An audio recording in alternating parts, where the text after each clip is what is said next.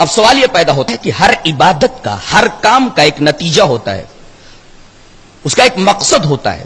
اس کام کا، روزے کا، اس عبادت کا مقصد کیا ہے؟ اللہ تبارک و تعالی نے دو مقاصد بتائے ہیں خود قرآن حکیم میں جہاں روزوں کا بیان ہے. پہلا مقصد، یا ایھا الذین آمنوا کتب علیکم الصیام کما کتب علی الذین من قبلکم لعلکم تتقون. اس روزے کی فرضیت کا مقصد کیا ہے؟ تمہارے اندر تقوی پیدا ہو جائے. اچھا، یہ تقوی کیا ہوتا ہے؟ واٹ از تقوی؟ آپ نے روزہ رکھا، روزے کا مقصد کیا بتایا گیا؟ تقوی. تاکہ روزے کے ذریعے آدمی ایک مقصد کو پالے.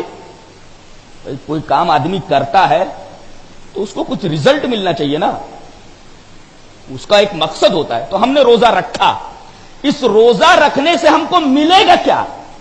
اس کام سے ہم کو ملنا کیا ہے؟ بتایا گیا تقوی ملے گا. اگر صحیح طریقے سے آپ نے صوم کے آداب و شرائط برتے. یہ تقوی ہے کیا؟ ابن کثیر اٹھا کر دیکھیں گے آپ، علامہ عماد الدین کی، تو اس میں آپ کو تقوی کی بڑی بہترین تفسیر نظر آئے گی، وہ میں بیان کر دے رہا. حضرت عمر ابن خطاب رضی اللہ تعالی عنہ حضرت ابی ابن کعب سے پوچھتے ہیں، ذرا یہ بتائیے کہ تقوی کسے کہتے ہیں؟ یعنی صحابہ کرام رضوان اللہ تعالی علیہم مجمعین جن کی زبان عربی تھی، کسی اصطلاح کو گہرائی کے ساتھ اس وقت تک نہیں سمجھ پاتے تھے جب تک کہ وہ اپنے سے زیادہ علم والے سے اس کو جان نہ لے. تو حضرت عمر ابن خطاب رضی اللہ تعالیٰ عنہ ابی ابن کعب جو قرآن حکیم کے بڑے ماہر تھے، ان سے پوچھتے ہیں کہ حضرت یہ بتائیے کہ تقوی کیا ہے؟ واٹ از تقوی؟ حضرت ایک مثال سے سمجھاتے ہیں. حضرت ابی ابن کعب رضی اللہ تعالی عنہ کہا کہ جناب، آپ کسی ایسے راستے سے چلے ہیں، گزرے ہیں، ایک راستہ ہے جس کے دونوں طرف خاردار جھاڑیاں ہیں، کانٹے ہیں، اور راستہ بہت تنگ ہے. کہا کہ ہاں.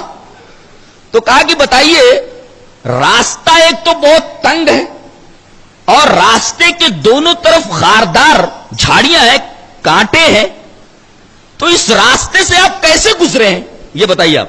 انہوں نے کہا کہ شمرت واجتہدت، میں نے کپڑے کو اچھی طرح سمیٹ لیا، دائیں دیکھتے ہوئے، بائیں دیکھتے ہوئے، آگے دیکھتے ہوئے، بڑے احتیاط کے ساتھ میں نے وہ راستہ قطع کیا ہے. اس لیے کہ اگر دائیں نہیں دیکھوں گا تو ہو سکتا ہے کہیں ادھر ادھر چلنے میں، حالانکہ کپڑے کو اچھی طرح سمیٹ لیا گیا ہے لیکن ادھر ادھر چلنے کی وجہ سے ہو سکتا ہے کہ کپڑا کسی کانٹے میں الجھ جائے. تو ایک طرف تو آپ کو کپڑے کو اچھی طرح سمیٹ لینا ہے اور آپ کی چال بہت محتاط اور بہت کیئرفل انداز کی ہونی چاہیے. تو کہا کہ میں ایسے راستے سے چلا ہوں اور چلنے کا یہ طریقہ تھا کہ میں نے کپڑے کو اچھی طرح سمیٹ لیا، یہ شمر تو ہوا، واجتہدت، دائیں طرف دیکھتے ہوئے، بائیں طرف دیکھتے ہوئے، آگے دیکھتے ہوئے، بہت کیئرفل انداز سے، بہت محتاط انداز سے میں نے وہ راستہ قطع کیا ہے. تو حضرت ابی ابن کعب نے فرمایا تقوی کا بےعینی یہی مطلب ہے کہ زندگی ایک راہ ہے. آدمی جب بلوغت کی حد میں قدم رکھتا ہے تو سمجھو اب وہاں سے وہ شریعت کا مکلف ہو گیا. مرتے دم تک اب سمجھو ایک راستے کے اوپر چل رہا ہے، یہ ہے دنیا کا راستہ، اور دنیا کا یہ راستہ بہت ہی تنگ ہے. اس کے دونوں طرف خواہشات نفس کی جھاڑیاں لگی ہوئی ہیں، تحریسات کے کانٹے لٹکے ہوئے ہیں. اگر آدمی بہت محتاط انداز میں اس راستے کو قطع نہ کرے تو ہو سکتا ہے کہ اس کا کپڑا خواہش نفس کے کسی کانٹے میں الجھ جائے، تحریسات شیطانیہ کے کسی تحریس کے اندر اس کا کپڑا الجھ جائے، بہت ہی محتاط انداز میں دنیا کے اس راستے کو قطع کرنا ہے. کیا تفسیر ہے تقوی کی، اللہ اکبر. یہ بہت بڑا آدمی ہی بول سکتا ہے.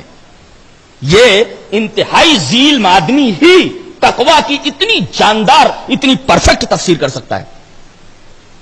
پتہ یہ چل گیا کہ مسلمانوں کی زندگی آزادانہ زندگی نہیں ہے، بلکہ مسلمانوں کو متنبع کر دیا گیا ہے کہ تم جب اسلام کے دائرے میں آ گئے تو اب یہ دنیا تمہارے لیے قید خانہ ہو گئی ہے.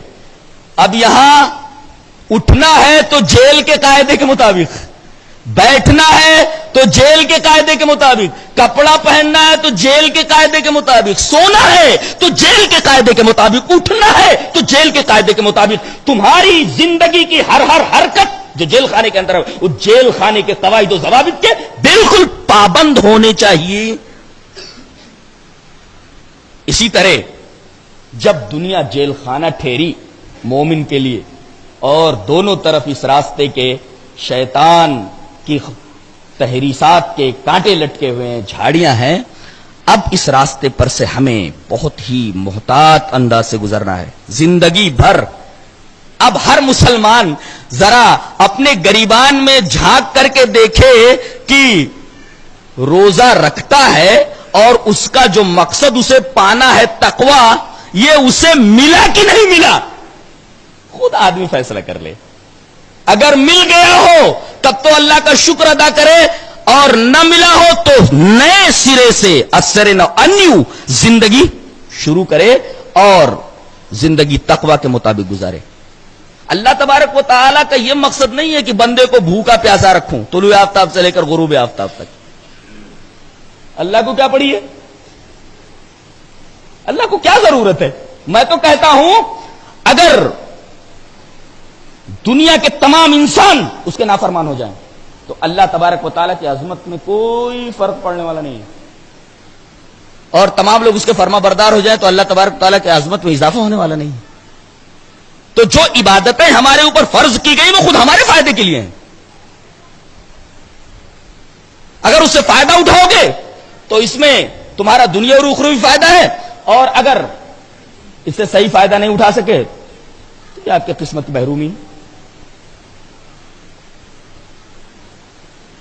ایک مقصد تو روزے کا یہ ہے تقوی، اور دوسرا مقصد بڑا عجیب ہے، بتاؤں؟ وَلِتُكَبِّرُوا اللَّهَ عَلَى مَا هَدَاكُمْ، تاکہ تم اللہ تبارک و تعالیٰ کی تکبیر کرو.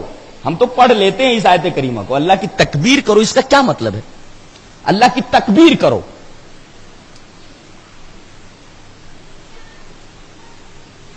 تکبیر کرنے کا مطلب ہوتا ہے اللہ کو بڑا سمجھنا. اذان ہو گئی، نماز نہیں پڑھ رہا ہے تو اس نے بڑا کس کو سمجھا؟ بولو. اللہ کو بڑا سمجھا اس نے کہ اپنے نفس کو. مؤذن اذان دیتا ہے اللہ اکبر، سننے والا بولتا ہے اللہ اکبر، اللہ بڑا ہے. جھوٹ بولتا ہے. اللہ کو بڑا کہاں مانا تو نے؟ اللہ کو بڑا مانتا تو وقت کے اوپر نماز پڑھ لیتا. تو نے اپنے نفس کو بڑا مانا. شادی بیاہ کا موقع ہے، قرآن و سنت کے کتنے تقاضے پامال ہوتے ہیں معلوم؟ شادی بیاہ کے موقع پر قرآن کے کتنے قانون مجروح ہوتے ہیں، حدیث کے کتنے قوانین کے اوپر ضرب پڑتی ہے. تو تم نے اللہ کو کہاں بڑا مانا؟ تم نے تو اپنی ناک کو بڑا مانا، تم نے تو اپنے نفس کو بڑا مانا. حدیث میں ہے کہ ایک بھائی دوسرے بھائی سے 3 دن سے زیادہ ناراض نہ رہے. مومن کا دل بہت کشادہ ہوتا ہے، پوری دنیا سما جائے. محبت اور اخوت کا درس دیتا ہے اسلام. 3 دن سے زیادہ کسی بھائی سے منہ نہ موڑو، اس سے ملو. نہیں مل رہے منہ پھیر لے رہے. تو اللہ بڑا، اللہ کا رسول بڑا کہ تمہارا نفس بڑا؟ شریعت کی کتنی باتیں سنتے ہو، قرآن کی کتنی باتیں سنتے ہو، حدیث کی کتنی باتیں سنتے ہو، ایک بات مانتے ہو تو تمہارا نفس بڑا کہ اللہ بڑا؟ تو بولتا ہے اللہ اکبر کہتا بالکل صحیح بولا, تو جھوٹ بول رہا ہے. تو اللہ کو کہاں بڑا ماننا ہے؟ تو اپنے نفس کو بڑا مان رہا ہے. روزے کی فرضیت کا دوسرا مقصد وَلِتُكَبِّرُ اللَّهَ, جہاں روزوں کا بیان ہے آگے یہ لفظ موجود ہے وَلِتُكَبِّرُ اللَّهَ عَلَى مَا هَدَاكُمْ, تاکہ تم اللہ کی کبریائی کرو, اللہ کو بڑا مانو. دیکھو کتنی عجیب بات ہے. صبح اس نے کھانا کھا لیا, طلوع آفتاب سے لے کر غروب آفتاب تک, تنہائی میں بھی ہو, پیاس لگی ہوئی ہے, دیکھ رہا ہے کہ آس پاس کوئی نہیں ہے, چاہے تو پانی پی سکتا ہے, چاہے تو کھانا کھا سکتا ہے. نفس کہہ رہا ہے کائے کو پانی پی لے, کائے کو پانی نہیں پی لیتا, کوئی دیکھ تھوڑی رہا ہے, پی لے. لیکن کہتا ہے نہیں پیوں گا. اب یہ بتاؤ اس نے اپنے رب کو بڑا مانا کہ اپنے نفس کو بڑا مانا؟ بولو. پیاس سے ہونٹ سوکھے ہوئے ہیں, بے قرار ہے, اور تنہائی میں بھی ہے, غسل خانے میں ہے, پانی پی سکتا ہے, وہ وہاں کوئی دیکھنے والا بھی نہیں ہے, لیکن نفس یہ کہتا ہے پی لے. کائے کو پریشان ہو رہا ہے, کوئی دیکھ تھوڑی رہا ہے. لیکن تنہائی میں ہونے کے باوجود بھی وہ پانی نہیں پیتا. اگر غسل خانے میں سے پی کر نکل آئے تو کوئی یہ تھوڑی کہے گا کہ یہ روزے سے ہے کہ نہیں ہے, روزے سے. پھر بھی پانی نہیں پیتا. کیوں؟ اس لیے کہ وہاں اس نے اپنے نفس کی بات نہیں مانی, نفس کو بڑا نہیں مانا, اللہ کو بڑا مانا. گویا کہ روزے کی فرضیت کا دوسرا مقصد یہ ہے کہ بندے کے اندر یہ عادت ڈالی جائے کہ اپنے نفس کو نہیں بلکہ زندگی کا ہر معاملے میں اللہ کو بڑا مانے. یہ ہے فرضیت کا دوسرا مقصد جو انتہائی عظیم مقصد ہے. اب ذرا بتاؤ کہ زندگی کے ہر معاملے میں بندہ اپنے رب کو بڑا مان لے. بتاؤ, رب کو بڑا ماننے پر نفس دھیرے دھیرے دھیرے دھیرے دھیرے دھیرے تو مقتول ہو جائے گا. پھر وہ کوئی گناہ کروا ہی نہیں سکتا آدمی سے, اتنا کمزور ہو جائے گا وہ. جب بھی کوئی بات سامنے آئے ذہن میں یہ بات ہے کہ اللہ بڑا ہے. اللہ کی بڑائی کو اگر آپ نے تسلیم کر لیا تو سمجھو آپ سے گناہ نہیں ہوگا.